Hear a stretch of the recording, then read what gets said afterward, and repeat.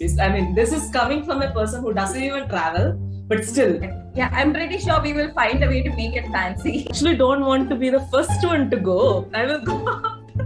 I will go after Alina, you signed up for this. You signed up. The space lawyer in me is dying a little bit, and it's okay. Such an indeed. Where is my English? Okay, it was. That's because your brain left a few minutes ago, Alina. That's why.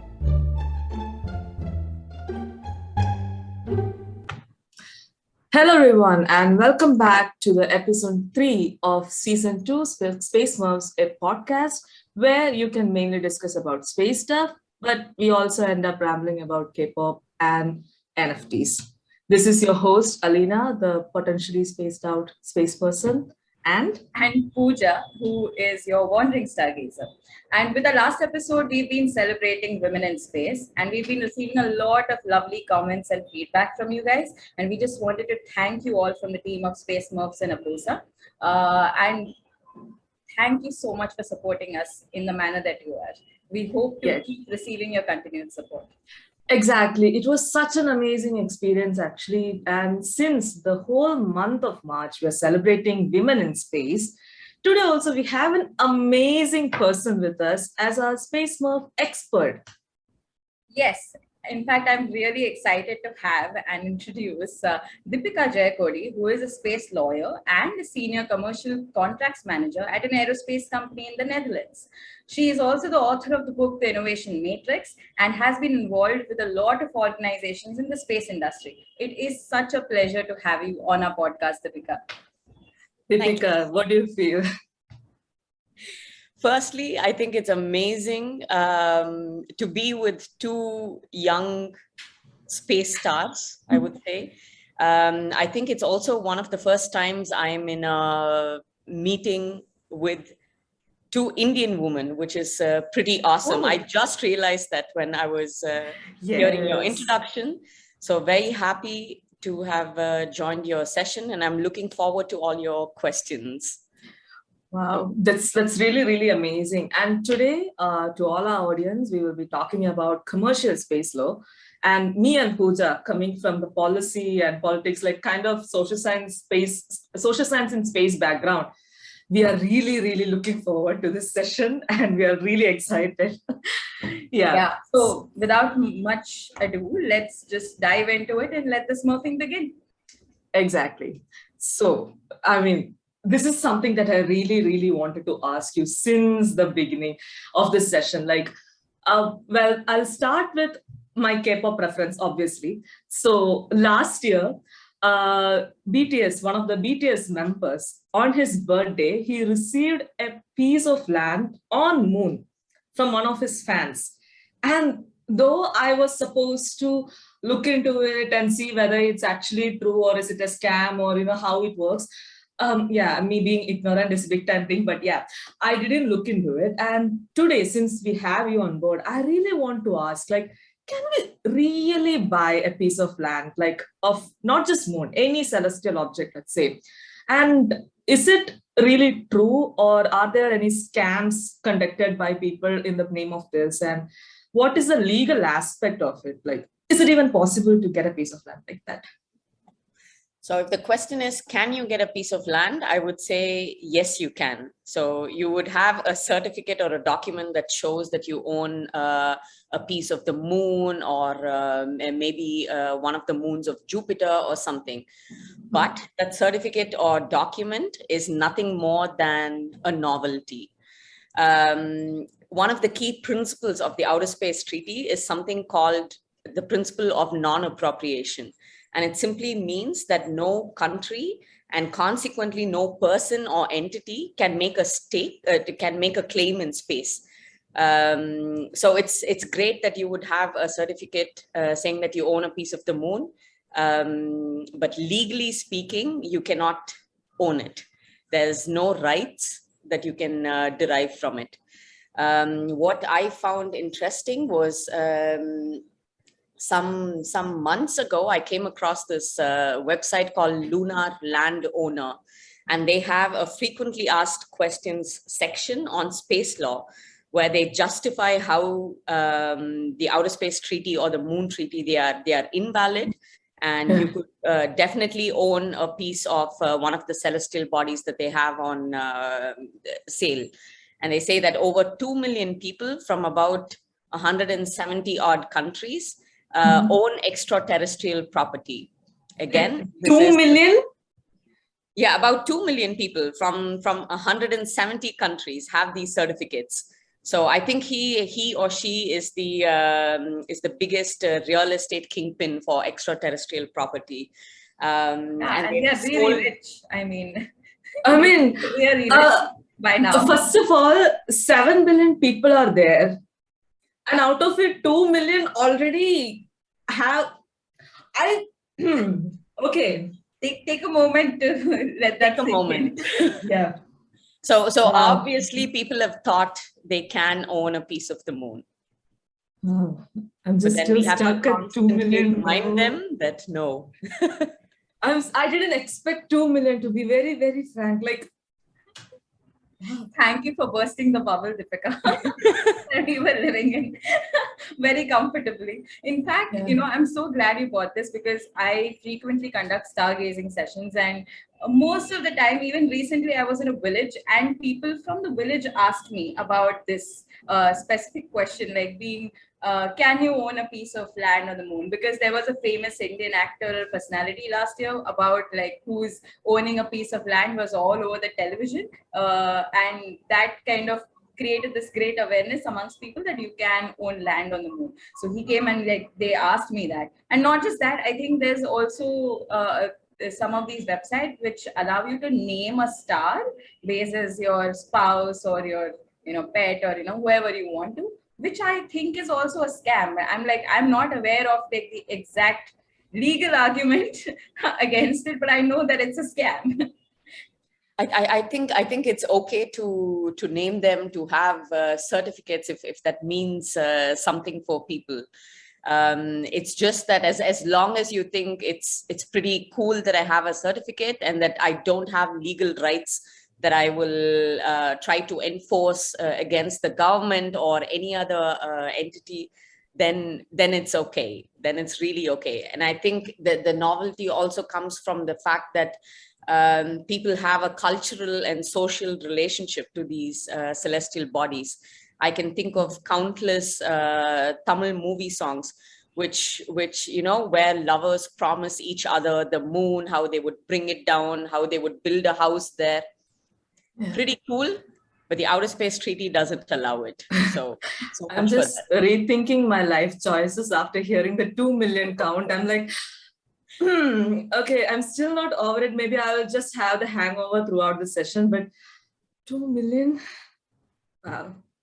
Yeah, I mean, I'm really happy that you got this point out, because it's very important.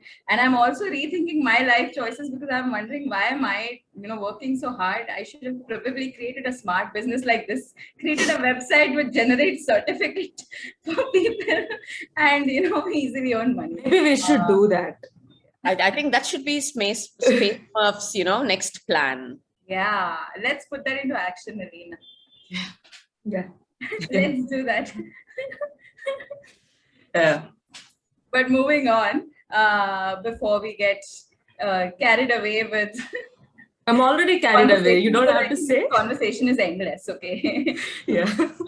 There are a few fundamental questions that, occur to me when we are talking about space law. Number one, what is space law? Why do we need it? Like, and who builds it? And who is it for? Who are going to be agreeing to that? So if you could just lay down those structures for us, it would be great as like a starting point to dive into a proper space law discussion. So space law for me is, or in general, is a body of laws that govern human behavior in space. So any space-related activities, any laws, rules, or regulations that govern these all fall under the body of space law. And it comprises not just of international agreements and treaties, but also other conventions that are related to space activities, UN General Assembly resolutions, rules and regulations of international organizations, and so on. And this is at one level. So if you think about this, everything that I've mentioned, whether it's treaties or conventions and UN resolutions, they are at the highest level. They lay down the principles.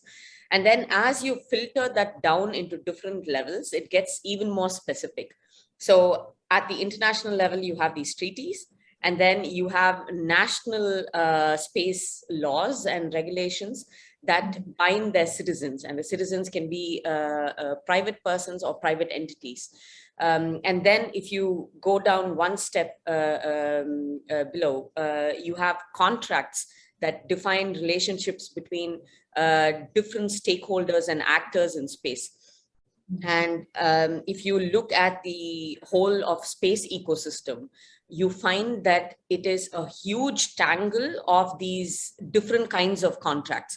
So you can also have contracts between different international organizations, including some private people or some private entities, some non-profit organizations, and so on. So this is the web that makes up the space ecosystem.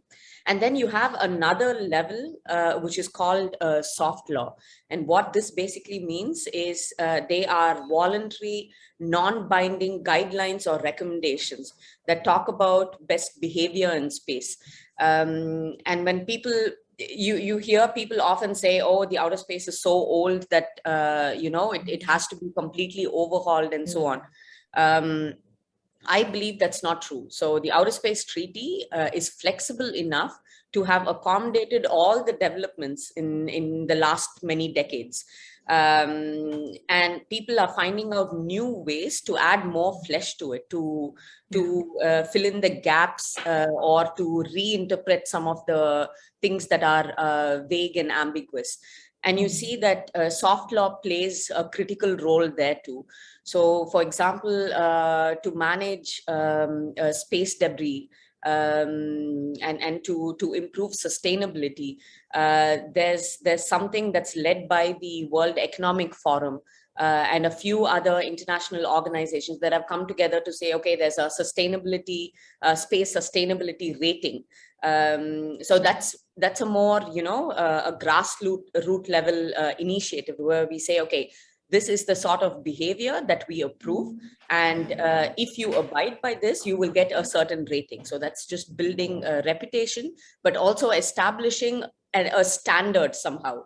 So you see at all of these different levels, they try to regulate human activities in space. And together, all of this is what's called space law. Wow. That's a very deep that's explanation. A lot. Yeah. And like how concise and in a very structured way you went through it. I have like one more follow-up question though, because like a lot of people get confused between what is space policy and what is space law. So if you could like expand on that a little bit. Yeah. So to put it very simply, policies are the plans or the directions that we intend to take. And then law is the implementing tool of the policy. So if we say, hey, we want to go in the direction of human space exploration and do these things, you will probably have laws that follow, which talk about safety and security, what sort of technical requirements you need to have to establish the safety and security, what sort of liability schemes you will build in if you are, for example, going to send space flight participants on a trip around the Earth and so on. So policies for me are simply the plans and the directions, and law is the tool that implements the policy. That just made a clear distinction of what is space law and what is space law policy.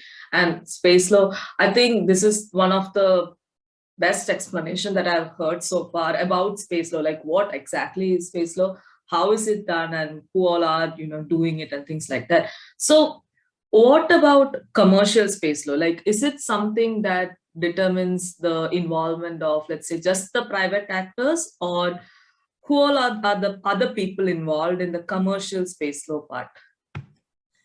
I think a common misconception when people talk about commercial space or commercial space law is that it applies only to private entities. And people often forget the role of governments in commercial space activities. So if you take SpaceX, for example, their first customers are the different organizations and bodies of the US government. Exactly. So commercial space actors can be many parties. So it could be manufacturers, it could be people who are providing operational service, it could be the entities that are bringing the service in the end to the users, but also who the customers are. So I would say any space related activity that has a commercial element to it can be brought under commercial space law or commercial space activities. Yeah, that's something that not a lot of people know about. Like, when I didn't learn, I mean, when I started to study about space law and policy, even I had this thought that, it was something that only determines about the private actors or the private entities. But the government relations, I came to know only after I started studying about it. But I'm pretty sure there will be a lot of people who will have to know about this. So yeah, that's really great. Yeah, in fact, I've just been wondering that since we're talking about like commercial space law, we know that, there are more private and commercial space actors from the US compared to the rest of the countries. And what would be the role of like these private actors within the space industry? Is it same across the world, or like how does the law and policy structure exist like in this regard? National and global level, who is responsible for their activities? Like if I am an Indian space industry company, like would I have to be listening to Indian laws as well as like the laws which are made by UN, or like how does it go? Yeah. I think, like I said earlier, there are different levels to space law, and how the roles and responsibilities, the rights and obligations are flown down to the entities or the people working on these space activities. So starting at the top, if you look at the international treaties, the Outer Space Treaty specifically, it says that every state or every government is responsible for the activities of its nationals. And the nationals can be a private person or a private entity or even a non-governmental, any other non-governmental organization. So it is every country's responsibility that they flow down the international laws to their citizens. The second part is that the Outer Space Treaty also lays down an obligation on these states to say that you have to authorize these activities and supervise them. So this is at the level of international treaty. So it says, okay, you are responsible for them, and consequently, if they do something wrong, then the country is liable for whatever wrong action they commit or omit, and then they have to be authorized. So as an Indian company or an Indian citizen, you will be bound by the laws that India makes. And in the absence of any national space legislation, you can say that India, because it's a party to the Outer Space Treaty, has to obey by those international laws. So this is how it flows. And some people might wonder, oh, well, India doesn't have a national space legislation, and the Outer Space Treaty is pretty vague. Then how do we go about, carrying forward with our activities?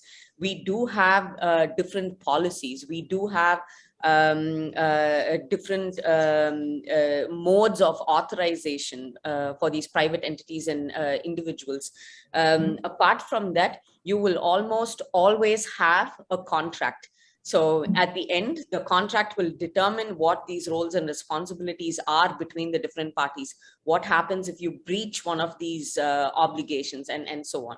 So there are always rules. Even countries that don't have any national space legislations are bound by the principles of the outer space. No, and then to address your next question on how private actors engage across the world, I think they are quite different. So although the Outer Space Treaty has this general principle that, okay, you authorize, you go ahead, there's always an economic security element when it comes to private entities. You need to be able to answer to your board, to your investors, and so on. And laws and policies, they sort of provide a security blanket. So the more clear the rights and obligations are, the more safer it is to operate. Of course, there are some entities who say, well, then that's over-regulation. I would rather be in a country which is hardly regulated. That's fine, but you would still be bound by the rules of the outer space or the principles of the Outer Space Treaty. What some countries do is they get quite specific to the activities that they are promoting. So, for example, if you look at the French national space legislation, it has a big focus on the activity of launching. So what sort of, right from what sort of insurance you need to have, what sort of liability mechanisms you would have, what different kinds of authorizations you need for launching, and so on. And you realize that this is also tied to, the sort of companies that they have on their territory, the sort of activities most of these entities engage in, and so on. And then you have Luxembourg as an example that put a heavy focus on space resource utilization. So they were one of the first countries, I think next to the US, to develop laws that says that entities who engage in these space activities could derive a certain right for commercial resource utilization. So you see that these are still within the Outer Space Treaty's principles, but they add more detail into certain activities. So so I would say how they engage and promote private activities are different quite across the world. I think the most relative idea that comes to my mind right now when you're talking about engagement of private actors and things like that is the whole educational system itself. Like there will be different schools, and sometimes there will be sports school. Sometimes there will be, like they only focus on getting like science graduates. Sometimes they will be focusing more on arts stuff and everything. But the whole educational system will be like having like at least either the national educational board, or maybe they might follow the same structure in some countries. Yeah, that I think that's a very nice relative idea that you can bring in, like, yeah, that's really good, like to know more about. And I think, but one issue with this is that maybe this difference in the focusing, it actually has made some countries like the US to expand more when compared to other countries. Let's say within the Asia Pacific region, where APOSA and Space Smurfs is focusing more, we don't see much private actors involvement. But towards the West, there is more. So I think it's also about the priorities of the national state actors, right? Yeah. Now, I think the way commercial activities will evolve or are evolving, they also they are also influenced by the scientific, technical, and more importantly, the social and ethical aspects of these different states. So you see that the US, for example, is super aggressive when it comes to commercial space activities. They say, oh, no, we need to have the freedom and do this and do that. And then you have some other countries and states that are thinking about, okay, how do we ensure sustainability? How do we ensure there's equity across generations? And what's interesting is that There is a young scholar called Chris van Eyck, who I absolutely adore, who dives into all of these space law texts. And in one of his talks, he remarked that in the Outer Space Treaty, Article 1, which lays down the the whole setting of how we should conduct activities in space, has a contradiction in itself.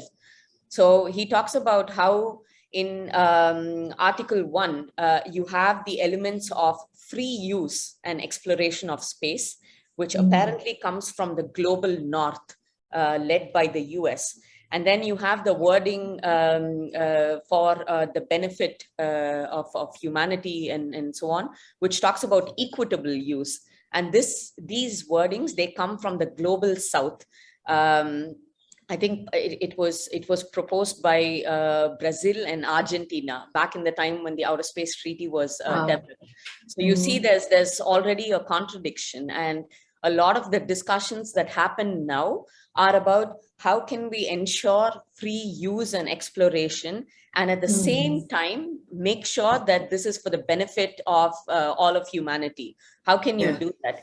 And you see that there's already a conflict based on social and economic ideologies that these countries had.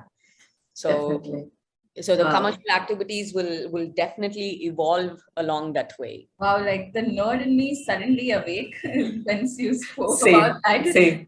Because I think like it's just so interesting to like look at the nuances in that sense. And I think it's very nerdy of me to be so interested in it. I don't know how many people will be, but like just to study a couple of texts and to understand in depth that, how contradictions, it's not new. It's not something which is like unheard of. They exist from right the beginning. It's just that we are unaware and we are not able to like search for it or catch it beforehand. So yeah, it's always fun to like, it's like going fishing and catching those small nuances and like bringing them out.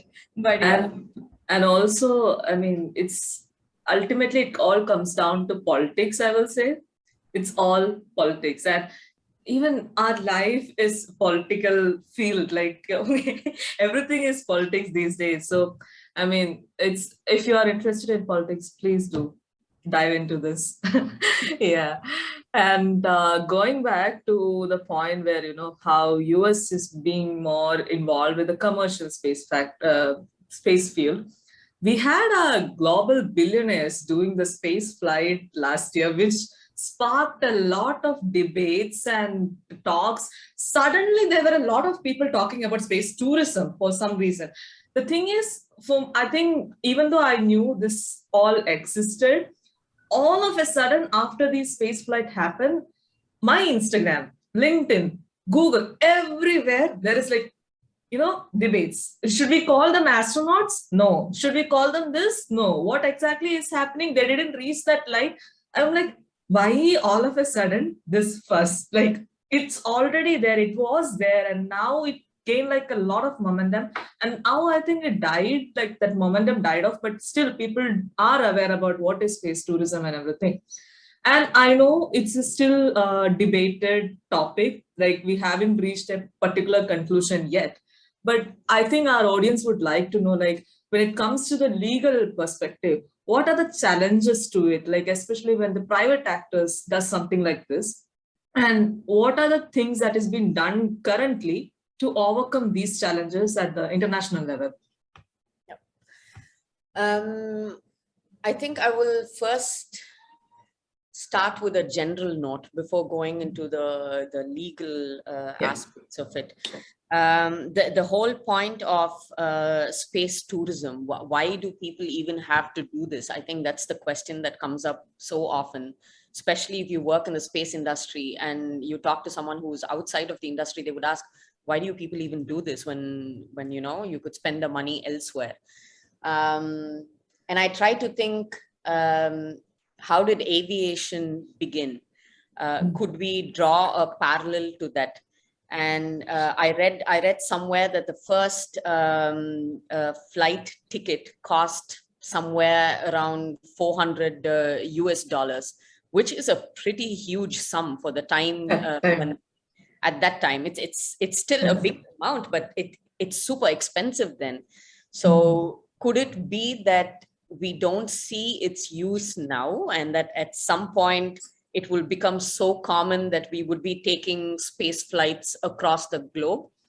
I really want to do that. I really want to do that. I wish I will get a chance to do it, like before, things goes, like, I don't know how, but I wish I could really do it and, say that, okay, I even travel to space. I mean, this is coming from a person who doesn't even travel, but still, that's the point. Yeah, so I don't know why it will come to a point where we would do that, but I really hope you get to go, Alina. And now I'll get to the second point where I'll probably break your bubble just a bit. It's a question that space lawyers battle with. Will Alina be called an astronaut if she does this or not? Will Alina be governed by space laws or some territorial laws? Okay. Right? And if something happens to Alina, what sort of remedies and benefits can your family get? So I actually don't want to be the first one to go. I will go. I will go after Alina, you signed up for this. You signed up for this. Now we go with Alina. Please, let's send Alina to space. It's more relatable, Alina. Now people know you. You're a star. So people have to keep thinking what happens to Alina. That should be the hashtag. Yeah, Alina will be resigning from this. You already introduced yourself as the potentially spaced out person. So you just kind of asked for it from there. You heard these people, right? What are you guys going to do about this? Like, Pooja. Yeah. What do we get as Space Smurfs team if Alina is stranded up in space? What can we do and what do we get? Yeah, let's get there. Please do let me know, and then I will decide whether to haunt them after becoming a ghost. Yeah. So in trying to so a lot of people are of course trying to figure out answers to these questions, and there are some very smart people who think we should draw inspiration from aviation laws and what we do with that. And rightly so, a couple of years ago, the International Civil Aviation Organization was tasked within one of its subgroups to look into how they could regulate suborbital flights. And the reason why you have to do it, we don't have a legally defined limit for where air ends and where space begins. And aviation law, just to give you a primer for why we need to do this, aviation law is governed by sovereignty. So every country has certain rights over its airspace. So it's up to a certain kilometers. And anything beyond that, when space law begins, wherever this line is, there is no sovereignty. So nobody owns anything there. So, and if you are doing suborbital flights, then you need to figure out, okay, where does which law apply? If you go from point A to point B, and if you somewhere in between, you're going to this, you're crossing this fictional, line that limits airspace and space. Yeah. So they are, and there are different ways to think about it. Some people say, well, you're not actually doing things in space. You're leaving Earth and you're coming back to Earth. So maybe you should just let aviation laws apply. And then, yeah, there are other implications too. So the International Civil Aviation Organization, along with the support of other entities like the FAA and so on, they are trying to figure out what can we do about space orbital flights. These will evolve more and more as we see more traffic going into space, or there is a pressing need to have more regulation. But for now, going back to the first one of your first questions, most of these things are regulated by contracts. So if Alina is going to space, she would sign up a contract with the company that's going to take her to space, where you will talk about, okay, how are you going to do this? What is your status? If things go wrong, what sort of remedies can you get, and so on. So for now, this is still heavily regulated by contracts, and we hope that soon there will be more clarity on on the delimitation of air and space, on who could be an astronaut and things like that. The FAA, I think after Richard Branson's flight, perhaps, already came up with a statement saying, the class of astronauts is reserved for people who conduct activities in space, and so on. So there were a list of things. There was already some clarification given there. And perhaps this will also be made into a universal sort of category to define who are astronauts and so on. And I think I've also discussed this with a few other colleagues, and we thought maybe in the future, when we do get to travel a lot, you could have different classes of people, just as you do with, business class, economy class.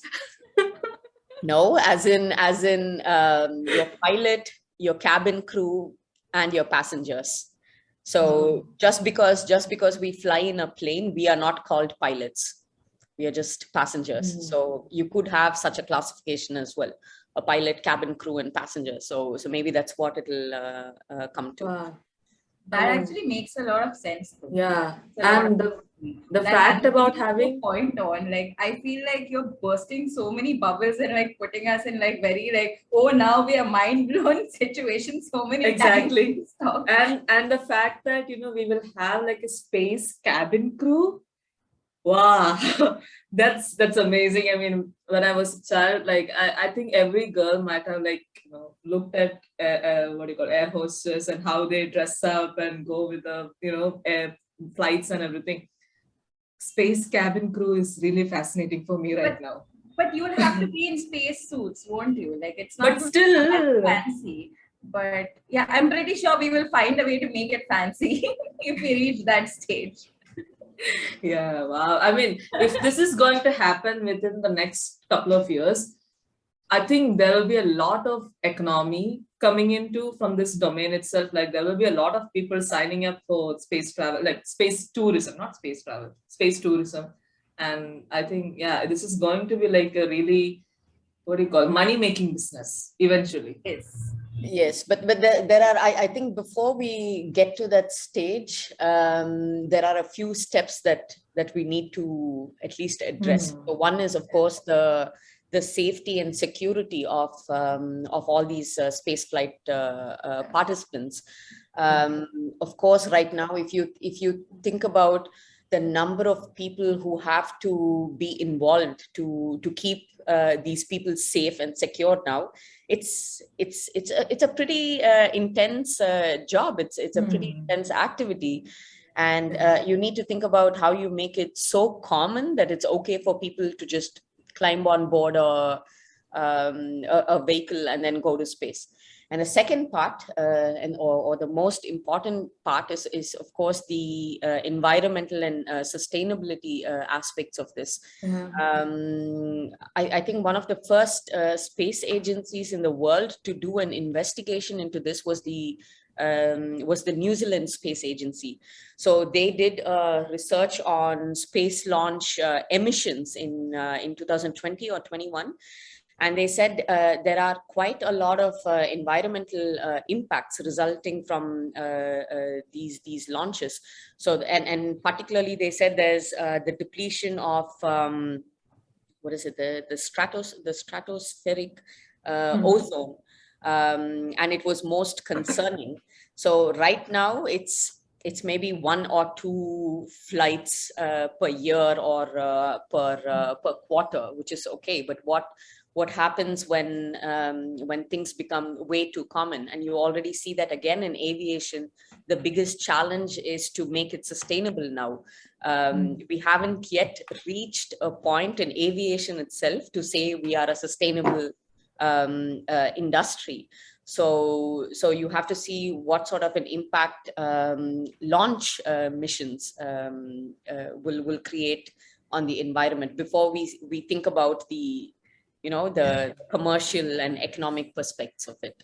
Wow, I'm actually so glad you brought out the whole safety and security angle, especially in terms of like human beings in space, because that brings me to another very popular discussion I am seeing on the internet nowadays, which is with regards to the Russia-Ukraine crisis and how that would be affecting ISS and like people on board. And there are just so many different opinions and articles. I feel it's sometimes difficult to figure out and filter out what actually is the real case and legally speaking, what is the reality. So I would just like really love it if you could just throw some light and like tell us, legally speaking, very strictly legally speaking, what can be done, what can't be done, and what is the scenario. Yeah. So the ISS, all the activities on ISS and how the ISS itself is managed, it's governed by, again, several intergovernmental agreements and contracts. So you have the ISS agreement, you have the you have rules and regulations to govern very specific aspects of the activities conducted in the space station and so on. So one of the provisions of this intergovernmental agreement is that every partner to that agreement, they have a duty to operate the different elements of the space station in a safe, efficient, and effective manner. And if you tie this to the Outer Space Treaty, there's also an article that imposes a duty that all space activities must be conducted with due regard to the interests of other states. So you see that there is a duty to behave responsibly when it comes to, to how you manage the International Space Station.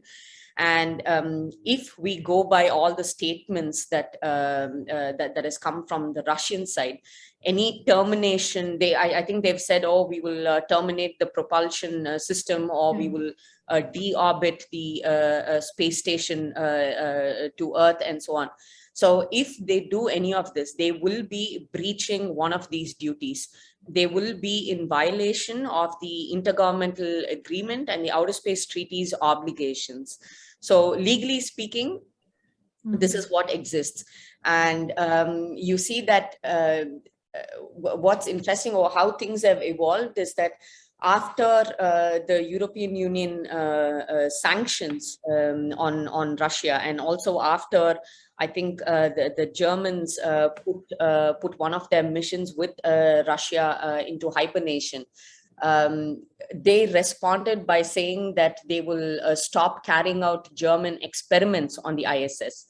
And what was, I think, most alarming for a lot of people was, forget the experiments and missions, how safe are the people on board the ISS?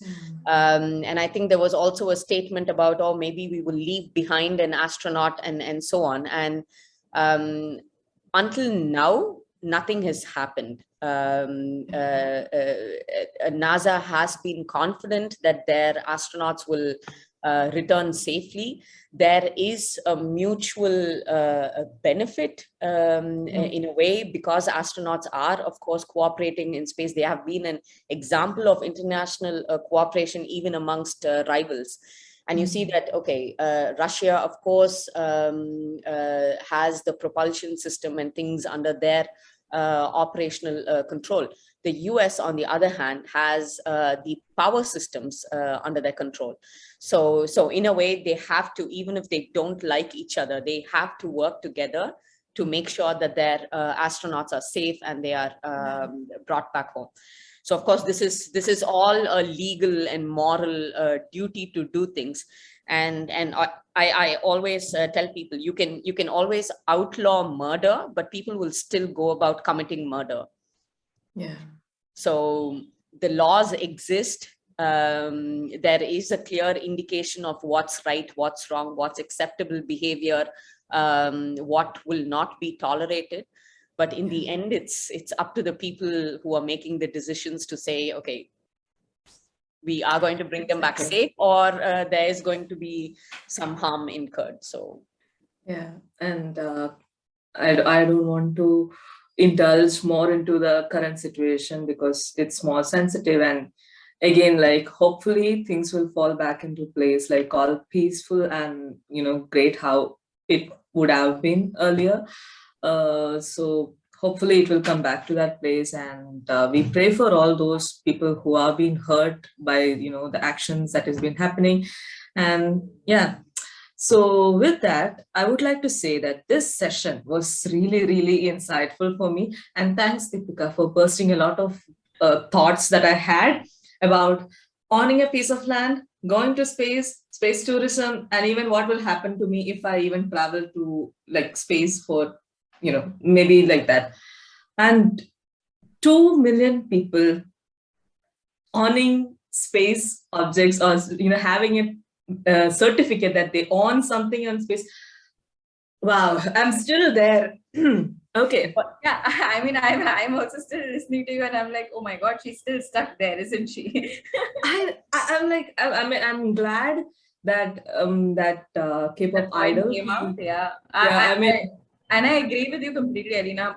Deepika has bursted a lot of bubble, and we are both familiar with this field, despite that it was so much that came to light. And thank you so much for that. In fact, I feel like it's always a good discussion when I end up having more questions. And like right now, I've been like quietly writing and like typing down some more questions because there were so many new things that came to my mind that we probably need to know from you as we were talking.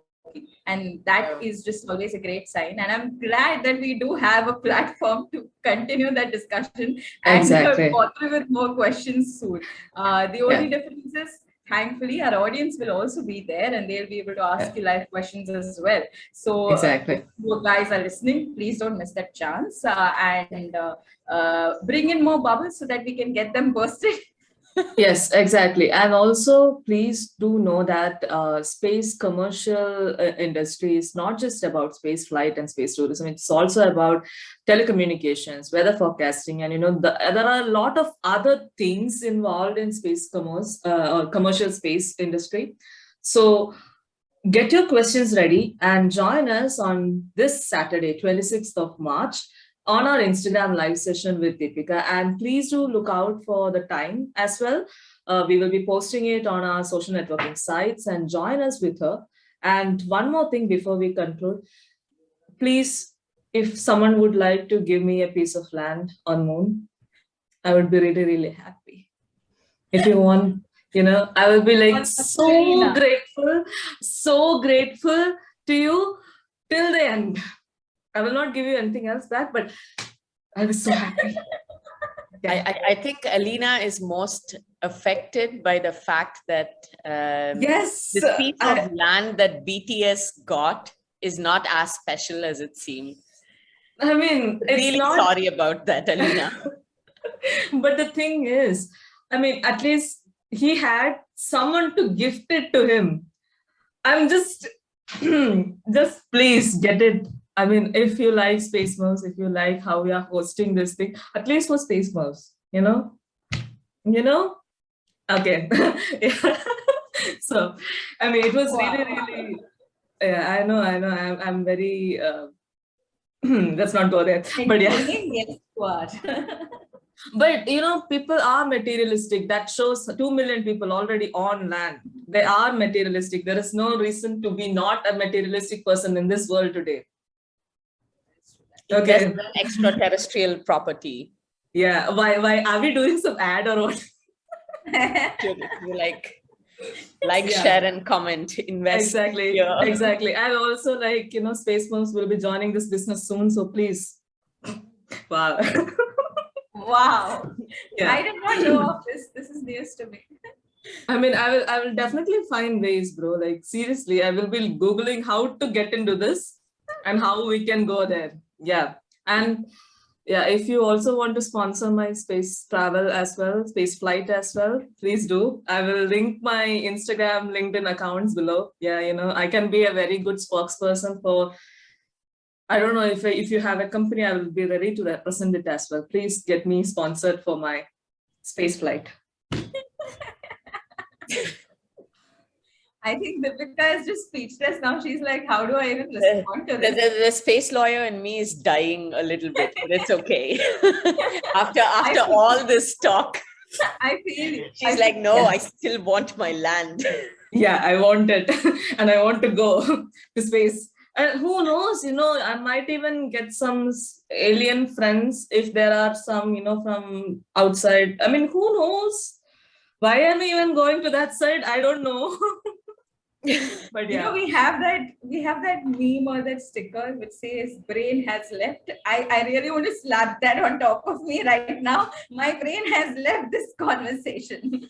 Yeah, I mean, thank me later because I'm the reason why you did that. I mean, why you have to do that. But yeah, it's fine. I mean, you can wash your brain once in a while. Okay. Yeah. Great. Yeah, but anyway, it was such an indeed. Where is my English? Okay, it was such That's a because your pleasure. brain left a few minutes ago, Alina. That's why. Wow, this is such a boomerang. I feel like karma, it existed like, if you had karma, it would come back in like 2 months or some, it would take time. But now it's like within seconds, it will come back. Immediate. Yeah. Yeah, immediate response. Even karma has become a millennial now. Okay. Wow, universe. Nice. Nice try. Yeah. I'm trying to reach you. Okay. Okay. Whew. Okay. So we will conclude. Thank you, Deepika, for coming and joining this madhouse that we are. It was a lot of fun, and I look forward to speaking to a whole other bunch of crazy people. Yeah. Yeah. I mean, expect more like me. I hope. Please do join. Yeah. Yeah. So thank you so much, Deepika, for today's session. It was really, really wonderful. And we will see you guys on this Saturday. Until then, this is your host, Alina. And Pooja, aka your wandering stargazer. And our amazing expert, Deepika. Signing out. See you guys on Saturday. Wow. Bye-bye. Take care. Yeah.